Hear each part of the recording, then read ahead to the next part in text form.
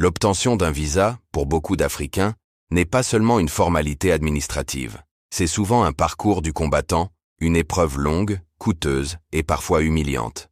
Alors que les relations entre l'Afrique et la France sont anciennes, teintées d'histoire coloniale, de liens culturels et économiques, le rêve de traverser la Méditerranée légalement s'est transformé, pour des millions de jeunes, en une véritable barrière, presque infranchissable. La France, depuis plusieurs années, a durci sa politique migratoire et rendu l'accès au visa beaucoup plus difficile. Dans ce contexte, certains pays africains se retrouvent particulièrement touchés par ces restrictions. Les raisons sont multiples. Pression migratoire, enjeux sécuritaires, tensions diplomatiques, mais aussi méfiance face à la crainte que certains demandeurs ne reviennent pas. 10 pays, en particulier, se retrouvent au cœur de cette problématique. Des pays où obtenir un visa Schengen, et en particulier français, relève presque du miracle. Ces réalités révèlent non seulement des déséquilibres diplomatiques, mais aussi une fracture profonde entre les aspirations des jeunes Africains et la fermeture croissante de l'éco-espace européen. 1. Le Mali. Le Mali est, un des pays les plus frappés par la difficulté d'obtenir un visa pour la France. Historiquement, les Maliens ont toujours entretenu des liens étroits avec l'Hexagone, notamment en raison de l'immigration de travail dans les années 1960 et 1970. Aujourd'hui encore, une large diaspora malienne vit en France, contribuant à l'économie et envoyant des milliards en transferts de fonds. Mais depuis le coup d'État de 2020 et les tensions diplomatiques entre Bamako et Paris, la situation s'est considérablement détériorée. La coopération militaire a été suspendue, la présence française remise en cause, et en réponse, l'octroi des visas s'est raréfié. Pour un Malien, obtenir un rendez-vous au consulat est déjà une épreuve, et les refus sont devenus monnaie courante. Derrière chaque refus se cache une famille qui espérait voir un proche partir étudier, travailler ou simplement rendre visite. 2.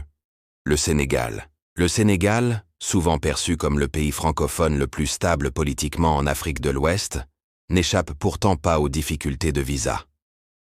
Les jeunes diplômés sénégalais, désireux de poursuivre leurs études en France, se heurtent à des procédures lourdes et à des refus fréquents. La France justifie cette rigueur par la crainte que certains étudiants ne restent illégalement après leurs études. Mais pour de nombreux jeunes, cette suspicion généralisée est une forme d'injustice. Le paradoxe est frappant. La France encourage la francophonie, organise des programmes d'échange, mais ferme ses portes à ceux qui aspirent à bénéficier de ce partenariat. 3. La Guinée. En Guinée, la demande de visa est massive, surtout chez les jeunes qui voient en Europe une échappatoire à la pauvreté et au chômage endémique. La France est le premier pays visé, à la fois pour les études et les opportunités économiques. Pourtant, Conakry est souvent pointé du doigt comme l'un des foyers de l'émigration clandestine. Beaucoup de Guinéens qui obtiennent un visa touristique choisissent de rester illégalement en Europe. Cette réalité a poussé Paris à durcir considérablement ses conditions d'octroi. Résultat, des milliers de jeunes se tournent vers les filières illégales, avec tous les risques de drame en Méditerranée. 4. Le Maroc. Le Maroc occupe une place particulière dans cette liste.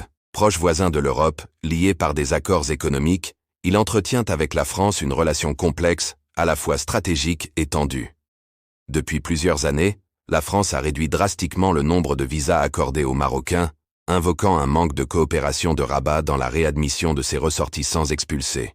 Cette décision a provoqué une véritable crise diplomatique. Des familles séparées, des étudiants bloqués, des hommes d'affaires empêchés de voyager. Pour de nombreux Marocains, cette restriction est vécue comme une humiliation et une rupture d'un partenariat ancien. 5. L'Algérie. L'Algérie est sans doute le cas le plus emblématique. Pays marqué par une histoire coloniale douloureuse, il reste pourtant l'un des plus liés à la France par la langue, la culture et une diaspora immense. Mais les relations politiques, souvent tendues, rejaillissent directement sur l'octroi des visas. En 2021, la France a annoncé réduire de 50% le nombre de visas accordés aux Algériens. Le motif invoqué, l'Algérie refusait de reprendre certains de ses ressortissants expulsés d'Europe.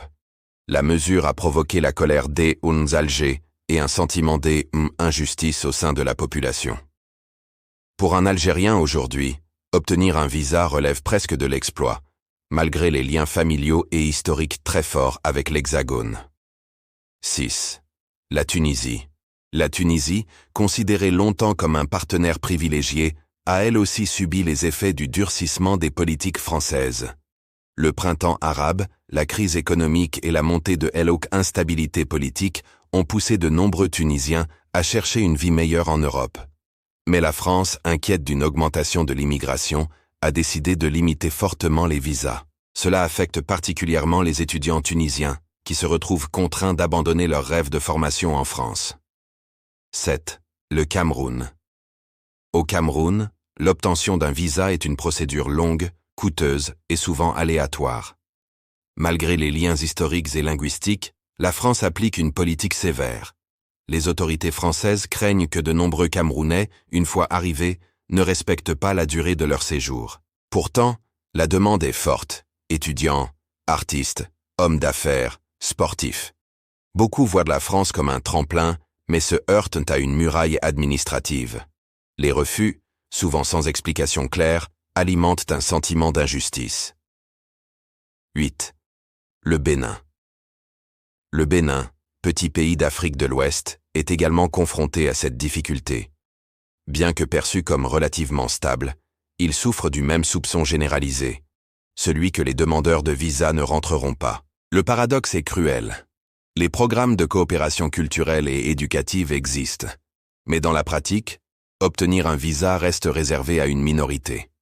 Les jeunes béninois, frustrés, se tournent de plus en plus vers d'autres destinations comme le Canada ou les pays anglophones. 9. La Côte d'Ivoire. La Côte d'Ivoire, longtemps considérée comme le pays frère de la France, connaît elle aussi une hausse spectaculaire des refus de visa. Malgré sa stabilité relative et sa croissance économique, de nombreux étudiants et professionnels ivoiriens se voient opposer des refus systématiques. Pour Abidjan, cette situation est incompréhensible, car la France reste le partenaire commercial et culturel le plus important. Mais Paris maintient sa ligne dure, craignant une vague migratoire incontrôlable. 10. Le Niger. Enfin, le Niger, pays sahélien en crise, est frappé de plein fouet. Les tensions politiques, les coups d'État récents et la rupture des relations avec Paris ont quasiment fermé les portes des consulats français. Pour les Nigériens, obtenir un visa est devenu quasi impossible. Cette fermeture symbolise la fracture profonde entre la France et une partie de l'Afrique francophone. Elle laisse un goût amer, car de nombreux Nigériens avaient l'espoir d'étudier, de se former ou de travailler en France. Au-delà des pays eux-mêmes, une question essentielle se pose. Pourquoi l'accès au visa français est-il devenu si difficile pour tant des Africains ? Les raisons sont multiples, et elles s'entrelacent entre considérations politiques, enjeux sécuritaires, intérêts économiques et même perceptions culturelles. Les causes profondes du durcissement. La première cause est diplomatique. La France entretient avec l'Afrique des relations à la fois intenses et complexes. Héritage colonial, coopération économique, présence militaire, francophonie, tout cela fait de la France un acteur central sur le continent. Mais ces liens sont aussi une source de tension. Les critiques contre la France-Afrique, la volonté de nombreux pays africains de s'émanciper de l'influence française et les coups d'État successifs au Sahel ont refroidi les relations. À chaque tension politique, ce sont souvent les visas qui deviennent l'outil de pression immédiat. La deuxième cause est migratoire. La France, comme d'autres pays européens, est confrontée à une forte pression migratoire. Elle craint que certains demandeurs de visa, une fois entrés légalement, choisissent de rester illégalement. Ainsi, même les étudiants brillants, même les artistes ou les entrepreneurs, se retrouvent soupçonnés par défaut. L'administration préfère refuser plutôt que de prendre un risque. La troisième cause est sécuritaire. Dans un contexte de menaces terroristes et d'instabilité au Sahel, la France est devenue beaucoup plus prudente. Derrière chaque demande, elle veut s'assurer qu'il n'y a pas de danger potentiel. Ce climat de méfiance générale complique considérablement le processus. Enfin, il y a une cause économique. Les restrictions de visa servent parfois de levier pour pousser les pays africains à coopérer, par exemple en reprenant leurs ressortissants expulsés d'Europe. Quand un État refuse de délivrer les laissez-passer consulaires pour ses citoyens en situation irrégulière, Paris réplique en réduisant drastiquement le nombre de visas accordés. Les conséquences sociales et humaines. Mais derrière ces justifications politiques et stratégiques, ce sont des vies humaines qui sont bouleversées. Chaque refus de visa est une déception, parfois un drame. Des étudiants qui rêvaient de poursuivre leurs études en France voient leur avenir brisé. Des familles qui attendaient de se retrouver restent séparées. Des entrepreneurs qui avaient prévu de signer des partenariats en Europe perdent des opportunités. Pour certains, le refus de visa n'est pas seulement un obstacle administratif, c'est un mur qui les prive de leur futur. Il y a aussi une conséquence psychologique profonde. Beaucoup d'Africains perçoivent ce durcissement comme une humiliation, une marque de mépris. Comment comprendre que l'on parle sans cesse de partenariat, de coopération, de francophonie, et qu'en même temps, on ferme les portes à ceux qui veulent venir apprendre, échanger ou simplement visiter? Ce décalage alimente un sentiment anti-français de plus en plus fort dans certains pays. Les impacts économiques. Les restrictions de visa ont aussi un coût économique. Moins d'étudiants africains en France, c'est aussi moins de frais de scolarité pour les universités. Moins de touristes, c'est moins de revenus pour l'industrie hôtelière. Moins d'hommes d'affaires, c'est moins d'investissements croisés.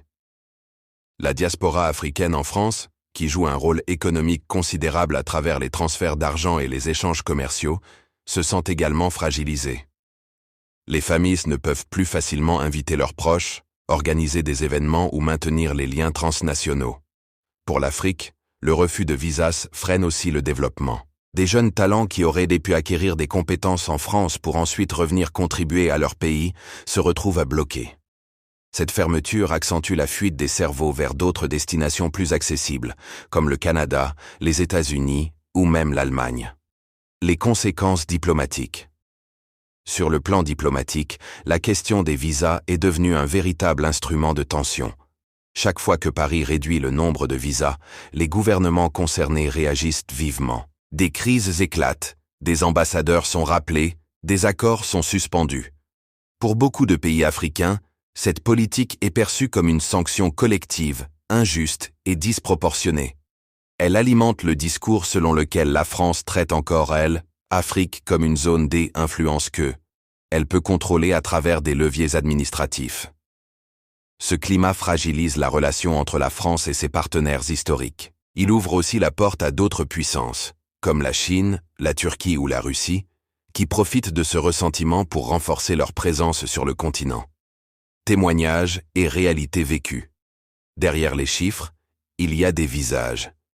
Des jeunes qui passent des mois à rassembler des documents, à payer des frais élevés, à attendre des rendez-vous qui n'arrivent jamais. Certains dépensent leurs économies pour constituer un dossier impeccable, mais finissent par recevoir un refus sec, sans explication. Un étudiant malien raconte avoir postulé 3 fois pour un visa étudiant malgré une bourse obtenue en France. 3 refus successifs, elles, ont finalement poussé à abandonner son rêve et à se tourner vers le Canada. Une mère sénégalaise confie avoir attendu 2 ans pour pouvoir voir son fils installé à Paris. Ses demandes de visa touristique ont été rejetées à plusieurs reprises, au motif qu'elle risquait de ne pas revenir. Ces témoignages illustrent une réalité cruelle.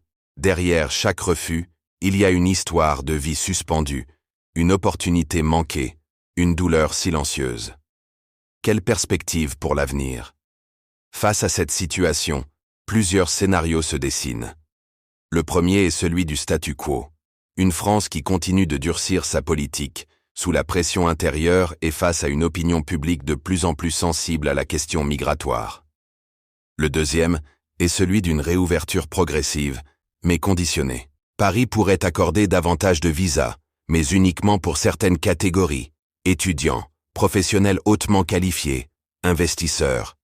Ce modèle existe déjà dans d'autres pays, qui choisissent qui peut entrer en fonction de son utilité économique. Le troisième scénario plus ambitieux serait celui d'un vrai partenariat équilibré. Cela impliquerait une relation où l'Afrique et la France travailleraient ensemble sur les questions migratoires, en favorisant la mobilité légale, en développant des programmes d'échange et en ouvrant des canaux clairs pour les talents et les familles. Une fracture grandissante. Mais tant que rien ne change, une fracture se creuse.